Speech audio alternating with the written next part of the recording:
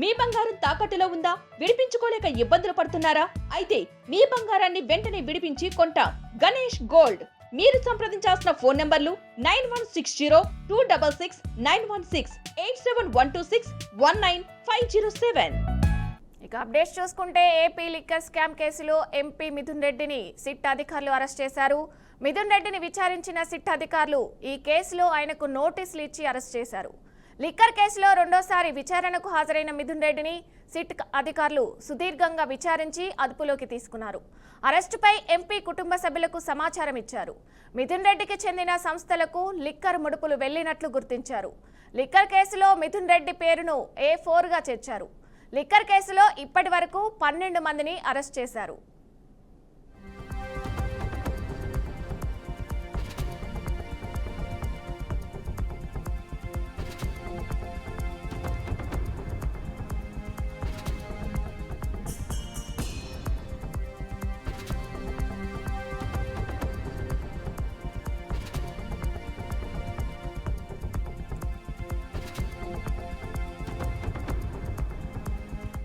స్థిరాస్తులు బంగారం రూపంలో ముడుపులు అందుకునేలా ప్లాన్ చేశారు.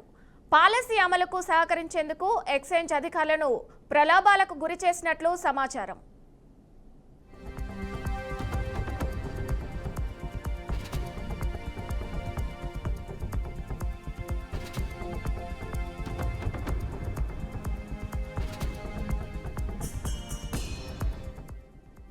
ఇక ఈ కేసులో ఇప్పటికే ప్రీలిమినరీ ఛార్జ్ షీట్ దాఖలైంది. 300 పేజీలతో సిట్ బృందం ఛార్జ్ షీట్ దాఖలు చేసింది. ఛార్జ్ షీటులో 100కి పైగా RFSL నివేదికలను చేర్చినట్లు సమాచారం. ఇప్పటి వరకు 63 కోట్ల రూపాయలు సీజ్ చేసినట్టు ఛార్జ్ షీట్లో పేర్కొంది. 268 మంది సాక్షులను విచారిస్తున్నట్టు సిట్ తెలిపింది. 300 పేజీలతో ప్రీలిమినరీ ఛార్జ్ షీట్ను సిట్ అధికారులు కోర్టుకు సమర్పించారు.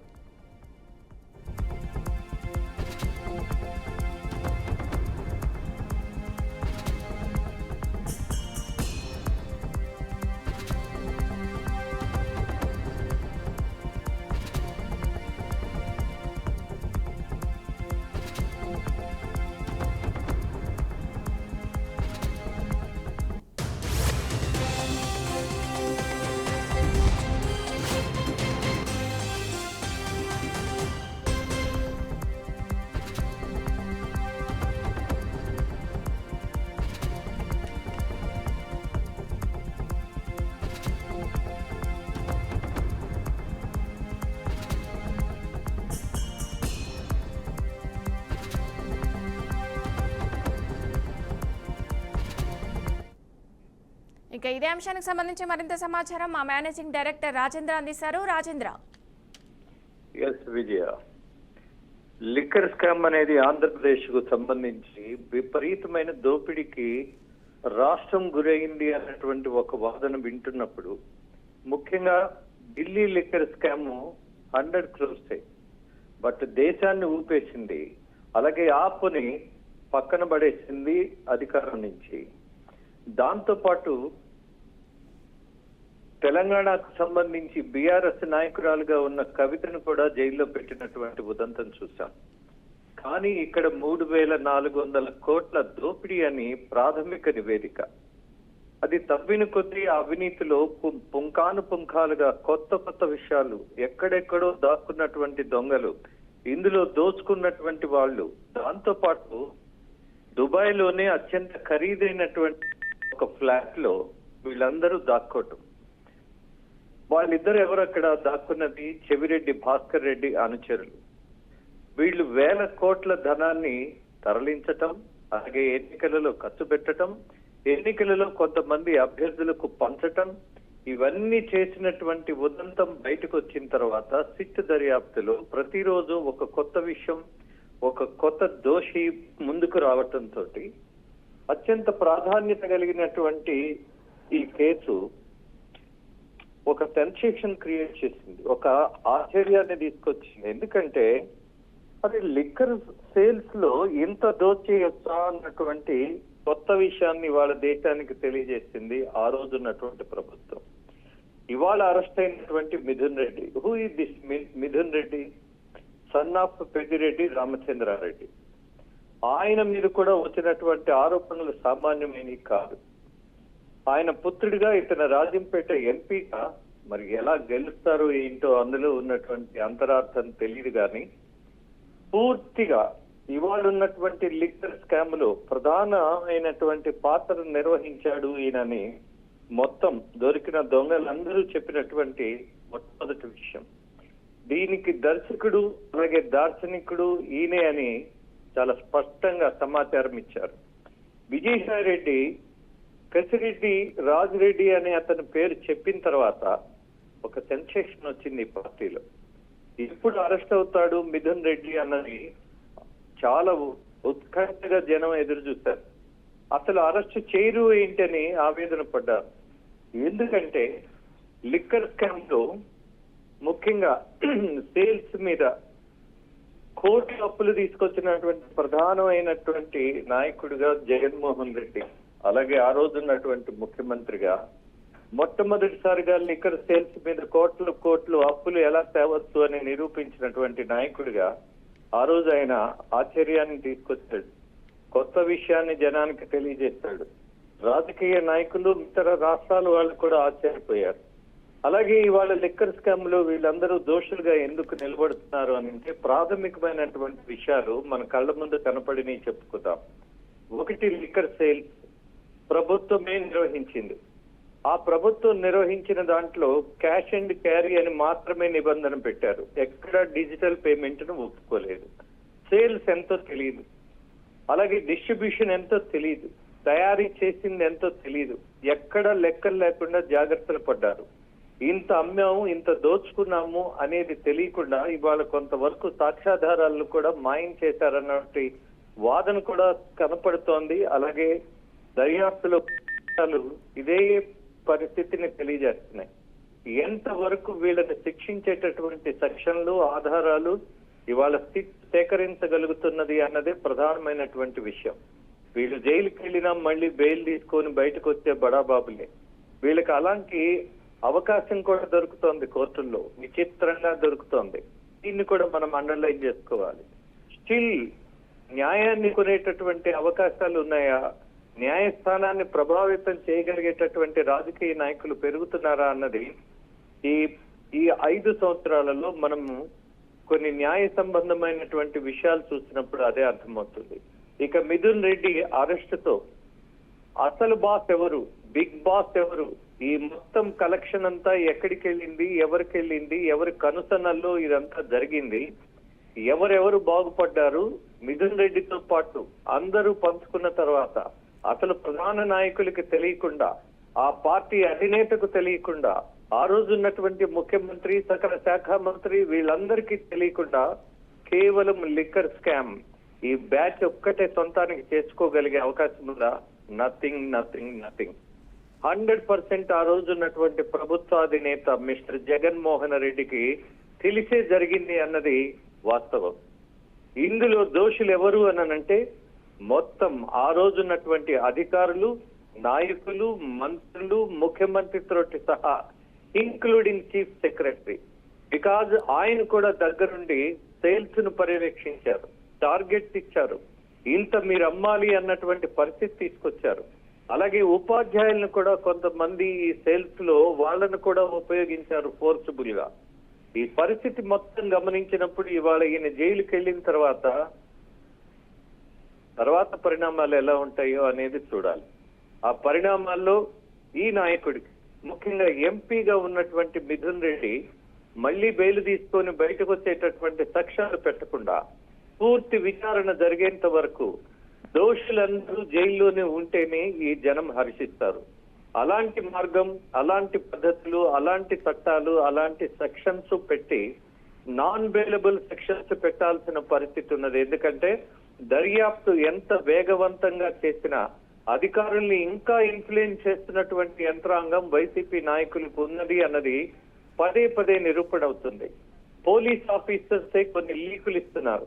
ఇవాళ సిట్ని మనం ఏమనలేం కానీ బట్ ఏసీబీకి సంబంధించిన వాళ్ళు ఇంకా గత ప్రభుత్వం యొక్క ఫేవర్ లో నడుస్తున్నారు. అలాగే ప్రధానంగా ఉన్నటువంటి కొంతమంది ఐపీఎస్ ఆఫీసర్స్ కూడా పూర్తిగా ఇంకా మారినటువంటి పరిస్థితి ఉన్నది. కొంతమంది జైలుకి వెళ్ళారు, బెయిల్ తీసుకున్నారు, కొంతమంది సస్పెన్షన్ లో ఉన్నారు, కొంతమంది ఉన్నారు. ఒక ఐపీఎస్ అయితేనే రిజైన్ చేసి వెళ్ళిపోతానన్న పరిస్థితి తెచ్చుకున్నాడు. కారణం ఏంటి? ఎందుకు ఒక ఐపీఎస్ ఆఫీసరు రిజైన్ చేసి వెళ్లాల్సి వస్తుంది? రైట్. తనకి ఇది పరిస్థితి. చూద్దాం జరగబోయేటటువంటి పరిణామాలు ఎలా ఉండబోతున్నాయో. ఓకే, థ్యాంక్ యూ రాజేంద్ర గారు. నేర చరిత్ర ఉన్నవారు రాజకీయాలకు వచ్చారని ఇంట్లో చెత్తను ఊడ్చినట్లు వారిని ఊడ్చేయాలని సీఎం చంద్రబాబు అన్నారు. గత పాలకులు ప్రజల ఆరోగ్యాన్ని కూడా లెక్క చేయలేదని ఆరోపించారు. అసలు వైసీపీ పాలనలో ఎవరికైనా స్వేచ్ఛ ఉండేనా అని చంద్రబాబు ప్రశ్నించారు. రాజకీయాలను అడ్డుకోలేమా అని మిమ్మల్ని అడుగుతున్నా. నేను ఒకసారి మోసపోయా. 2019 ఎన్నికల ముందు ఇక్కడ ఉండే వాళ్ళందరూ నన్ను చూశారు. ఎప్పుడైనా నేను నేరాలు చేశానా తమ్ముళ్ళు అని మిమ్మల్ని అడుగుతున్నా. హత్యా రాజకీయాలు నా జీవితంలో ఉన్నాయని మిమ్మల్ని అడుగుతున్నా. ఎప్పుడన్నా ఇన్నారా అని మిమ్మల్ని అడుగుతున్నా. తిరుపతిలో స్టూడెంట్ ఎప్పటి నుంచి ఎవరిని చంపడం గాని ఘోరాలు నేరాలు చేయడం గాని చేశానా అని మిమ్మల్ని అడుగుతున్నా. రాయలసీమలో ముఠా కక్షలు మంచిది కాదు, కుటుంబాలు నాశనం అయిపోతున్నాయని పోరాడాను. ముఠా కక్షలు పూర్తిగా రూపొందించాను. ఇంకా ఈ రాష్ట్రానికి ఏదో చెయ్యాలి అనే ఉద్దేశంతో నాకు ప్రాణభిక్ష పెట్టాడు. అలాంటి వ్యక్తిని నేను ఎప్పుడు హింసా రాజకీయాలను ప్రోత్సహించరు. హింసా రాజకీయాలు చేసే వాళ్ళుంటే వాళ్ళ గుండెల్లో నిద్రపోతానని మరొక్కసారి మీ అందరికీ విజ్ఞప్తి చేస్తున్నా. ఒకప్పుడు ఈ తిరుపతిలో కూడా రౌడీలుంటే రౌడీల గుండెల్లో నిద్రపోయి ఈ తిరుపతిని కాపాడిన party Telugu Desam party.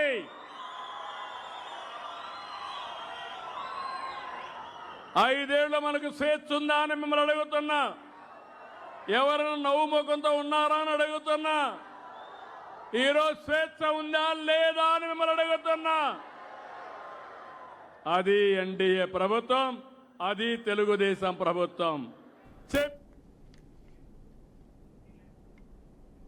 Telangana high court కొత్త ప్రధాన న్యాయమూర్తిగా జస్టిస్ అపరేష్ కుమార్ సింగ్ ప్రమాణ స్వీకారం చేశారు. రాజ్భవన్లో జస్టిస్ ఏకే సింగ్తో గవర్నర్ జిష్ణుదేవ్ వర్మ ప్రమాణం చేయించారు. ఈ కార్యక్రమానికి ముఖ్యమంత్రి రేవంత్ రెడ్డితో పాటు శాసనసభ స్పీకర్ గడ్డం ప్రసాద్ కుమార్, శాసన మండలి chairman Jithender Reddy, deputy CM Bhatti Vikramarka, ప్రభుత్వ సలహాదారు, డీజీపీ, హైకోర్టు న్యాయమూర్తులు, తెలంగాణ మంత్రులు తదితరులు హాజరయ్యారు. కాగా తెలంగాణ హైకోర్టు ఏర్పాటైన తర్వాత జస్టిస్ ఏకే సింగ్ 7వ చీఫ్ జస్టిస్గా నియమితులయ్యారు. త్రిపుర హైకోర్టు సీజేగా పనిచేస్తున్న ఆయన బదిలీపై తెలంగాణకు వచ్చారు. ప్రస్తుతం తెలంగాణ హైకోర్టుకు తాత్కాలిక ప్రధాన న్యాయమూర్తిగా వ్యవహరించనున్న జస్టిస్ సుజయ్ పాల్ కోల్ కలకత్తాకు హైకోర్టు బదిలీ అయ్యారు. 1965 జూలై 7న జన్మించిన జస్టిస్ అపరేష్ కుమార్ సింగ్ ఢిల్లీ విశ్వవిద్యాలయం నుంచి ఎల్ఎల్బి పట్టా పొందారు. 1990 నుంచి 2000 వరకు ఉత్తరప్రదేశ్ హైకోర్టులో న్యాయవాదిగా పనిచేశారు. 2001లో జార్ఖండ్ హైకోర్టులో న్యాయవాదిగా ప్రాక్టీస్ చేశారు. 2012 జనవరి 24న జార్ఖండ్ హైకోర్టు అదనపు న్యాయమూర్తిగా నియమితులయ్యారు. 2021 ఏప్రిల్ నుంచి జార్ఖండ్ రాష్ట్ర న్యాయ సేవల అథారిటీ ఎగ్జిక్యూటివ్ చైర్మన్గా, 2022 నుంచి 23 వరకు జార్ఖండ్ హైకోర్టు తాత్కాలిక ప్రధాన న్యాయమూర్తిగా పనిచేశారు. 2023 ఏప్రిల్ 17న త్రిపుర హైకోర్టు సీజేగా పదోన్నతి పొందగా తాజాగా ఆయనను తెలంగాణ హైకోర్టు సీజేగా నియమిస్తూ కొలీజియం సిఫార్సు చేసింది. ఈ సిఫార్సును రాష్ట్రపతి ద్రౌపది ముర్ము ఆమోదించారు.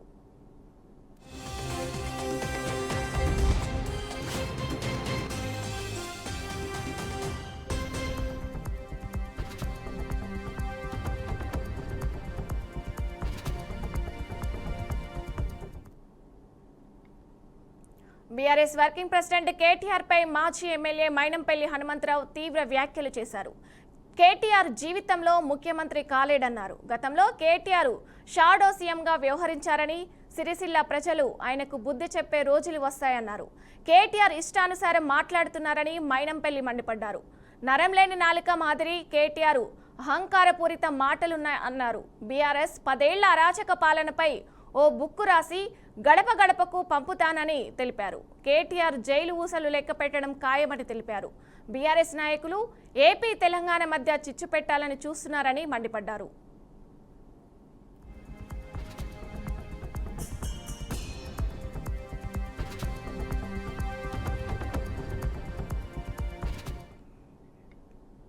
గోవా రాష్ట్ర గవర్నర్గా నియమితులైన మన్సస్ చైర్మన్ మాజీ కేంద్ర మంత్రి అశోక్ గజపతిరాజుకు ఏపీ హోంశాఖ మంత్రి అనిత అభినందనలు తెలిపారు.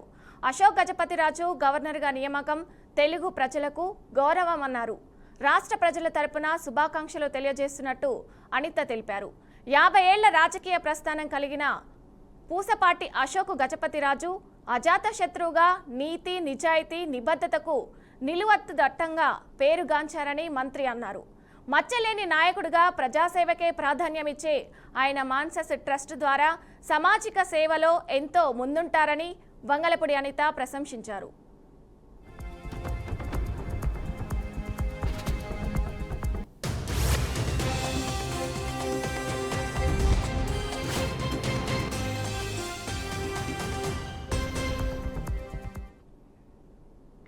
ప్రకాశం జిల్లా మార్కాపురం మున్సిపల్ కార్యాలయం పరిసరాలలో స్వచ్ఛ ఆంధ్ర స్వర్ణ ఆంధ్ర కార్యక్రమం ఘనంగా నిర్వహించారు.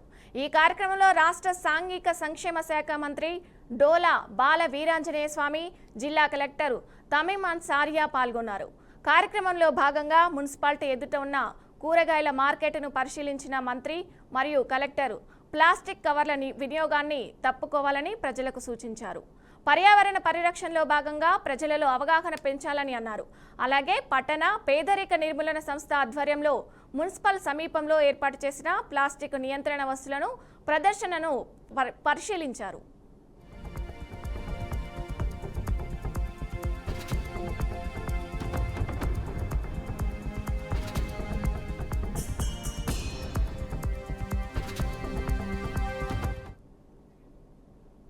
తిరుమల తిరుపతి దేవస్థానం ఉద్యోగుల విషయంలో కీలక నిర్ణయం తీసుకుంది. 4 అన్యమత ఉద్యోగులను టీటీడీ సస్పెండ్ చేసింది. టీటీడీలో పనిచేసిన Shri B Eliezer, deputy executive engineer Shrimati S Rosy, staff nurse బడ్ ఆసుపత్రి శ్రీమతి ప్రేమావతి, గ్రేడ్ 1 ఫార్మసిస్టు అదేవిధంగా డాక్టర్ జి అసుమంతులను సస్పెండ్ చేసింది. ఎస్వి ఆయుర్వేద ఫార్మసీలలో విధులు నిర్వహిస్తున్న ఈ 4 ఉద్యోగులను సదరు 4 ఉద్యోగులు క్రిస్టియన్ మతాన్ని అనుసరిస్తున్నారని, అందుకు సంబంధించిన ఆధారాలు వచ్చిన ఆరోపణల నేపథ్యంలో వారిని సస్పెండ్ చేయడం జరిగినట్టు టీటీడీ తెలిపింది.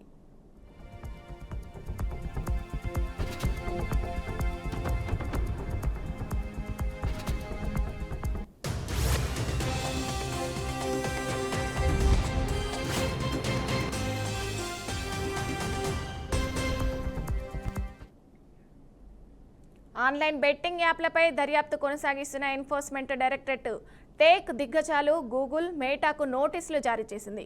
ఈ నెల 21వ తేదీన తమ ఎదుట హాజరు కావాలని ఆదేశిస్తూ ఈడీ నోటీసులు పంపించింది. ఇటీవల చాలా మంది సెలబ్రిటీలు, సోషల్ మీడియా ఇన్ఫ్లుయెన్సర్లు బెట్టింగ్ యాప్లను ప్రమోట్ చేయడం నేపథ్యంలో రంగంలోకి ఈడీ దిగడంతో ప్రాధాన్యత సంతరించుకుంది. గూగుల్, మేటా సంస్థలు బెట్టింగ్ యాప్ల ప్రకటనలను తమ ప్లాట్ఫామ్లలో ప్రదర్శిస్తున్నాయని ఈడీ ఆరోపించింది. ఇది మనీ లాండరింగ్, హవాలా వంటి తీవ్ర ఆర్థిక నేరాలకు దోహదపడే చర్యగా తెలిపింది. పలువురు హై ప్రొఫైల్ సెలబ్రిటీలు కూడా ఈ అక్రమ బెట్టింగ్ యాప్లను ప్రోత్సహిస్తున్నట్లు ఆరోపణలు ఎదుర్కొంటున్నారు. ఈ నేపథ్యంలో గూగుల్, మేటా స్పందన ఎలా ఉండబోతుందన్నది ఆసక్తికరంగా మారింది.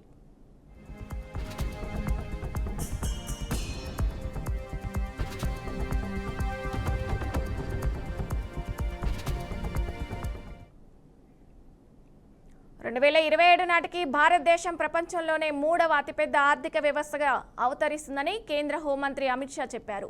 నరేంద్ర మోదీ నాయకత్వంలో భారతదేశం అభివృద్ధి చెందిన దేశాలతో పోటీ పడుతూ శరవేగంగా ముందుకు సాగుతుందని ఆయన అన్నారు.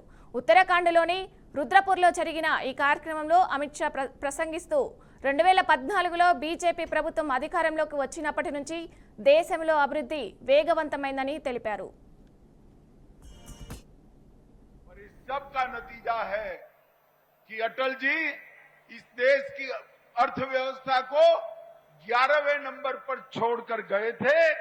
मोदी जी 10 साल में 11वें नंबर पर से चौथे नंबर पर देश की अर्थव्यवस्था को लेकर आए और आप लोग चौथे नंबर की अर्थव्यवस्था से खुश हो, मगर मेरी बात आज घर जाकर अपनी डायरी में लिख लेना, 2027 में हम विश्व की 3रे नंबर की अर्थव्यवस्था बनने जा रहे हैं.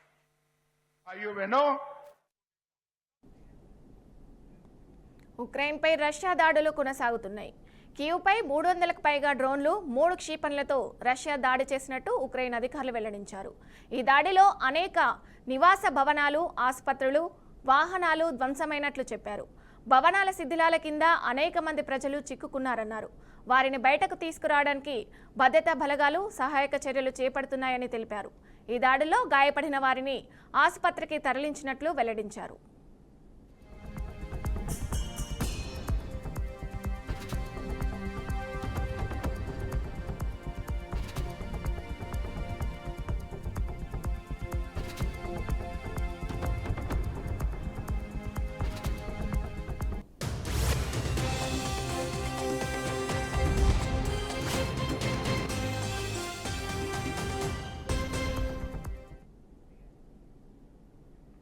యూరప్, ఉత్తరాఫ్రికా, మధ్యప్రాచ్యంలోని ప్రాంతాల్లో 2027 ఆగస్టు 2న అద్భుతమైన సూర్యగ్రహణం సంభవించనుంది. ఈ గ్రేట్ నార్త్ ఆఫ్రికన్ ఎక్లిప్స్గా పిలువబడే ఈ ఖగోళ దృశ్యంలో చంద్రుడు సూర్యుని పూర్తిగా కప్పివేయడంతో భూమి 6 నిమిషాల 23 సెకండ్ల పాటు అంధకారంలో మునిగిపోనుంది. ఇది 1991 నుండి 2014 వరకు భూమిపై కనిపించే అత్యంత సుదీర్ఘమైన సూర్యగ్రహణంగా నిలుస్తుంది. ఇది 100 ఏళ్లలో ఒక అరుదైన ఖగోళ సంఘటనగా శాస్త్రవేత్తలు చెబుతున్నారు.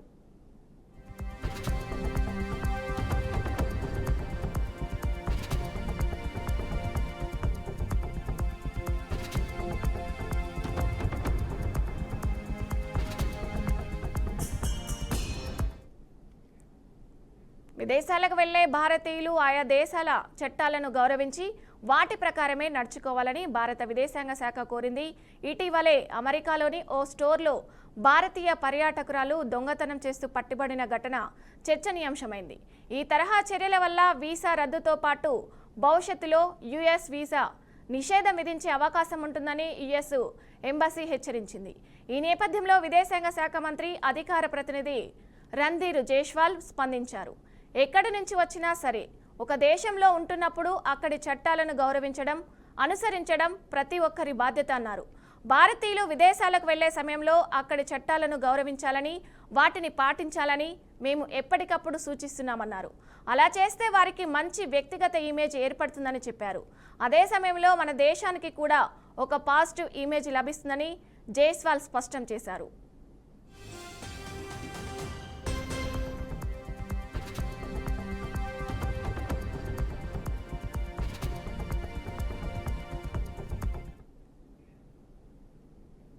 థాయిలాండ్ వెళ్లాల్సిన ఎయిర్ ఇండియా విమానంలో సాంకేతిక లోపం తలెత్తింది.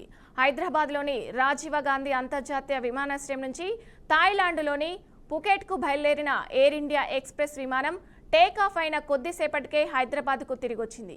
బోయింగ్ 737 మ్యాక్స్ 8 విమానం షెడ్యూల్ కంటే 20 నిమిషాలు ఆలస్యంగా బయలుదేరింది. అయితే టేకాఫ్ అయిన కొద్ది నిమిషాల్లోనే సాంకేతిక సమస్య కారణంగా విమానం తిరిగి రాజీవ్ గాంధీ విమానాశ్రయానికి చేరుకుంది. సాంకేతిక సమస్యకు ఖచ్చితమైన కారణం ఇంకా వెల్లడి కాలేదు. దీనిపై విమానాశ్రయం లేదా ఎయిర్లైన్ అధికారుల నుంచి అధికారిక ప్రకటన రాలేదు.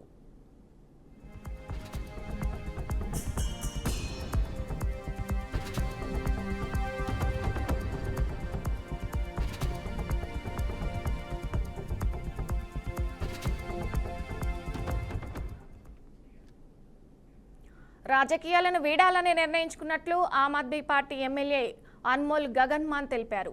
తన శాసనసభ్యత్వానికి ఆమె రాజీనామా చేశారు. అసెంబ్లీ స్పీకర్కు రాజీనామా పత్రం అందజేశారు. తన హృదయం బరువెక్కిందని, కానీ తాము రాజకీయాలను విడిచిపెట్టాలని నిర్ణయించుకున్నా అని ఆమె తెలిపారు. ఎమ్మెల్యే పదవికి తన రాజీనామాను స్పీకర్ ఆమోదించాలని కోరారు. పార్టీకి తన శుభాకాంక్షలు తెలిపారు. పంజాబ్ ప్రభుత్వం ప్రజల అంచనాలకు అనుగుణంగా ఉంటుందని తాను ఆశిస్తున్నా అని ఎక్స్లో పేర్కొన్నారు.